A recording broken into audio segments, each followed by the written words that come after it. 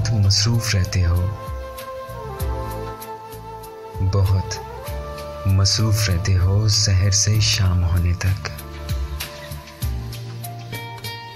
कोई लम्हा नहीं मिलता, कोई बेनाम सी फुर्सत, कोई गुमनाम सी साहत।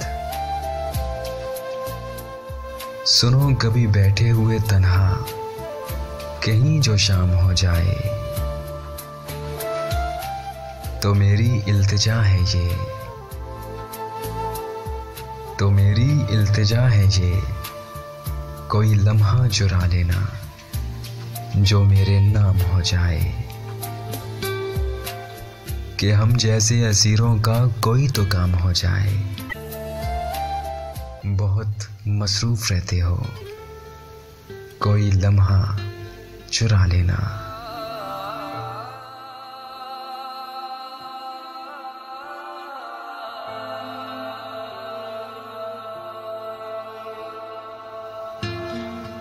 अस्सलामुअलैकुम दोस्तों, मैं हूं बशर राजपूत। अगर आपको वॉइस पोट्री पसंद आए तो लाइक और शेयर करिएगा।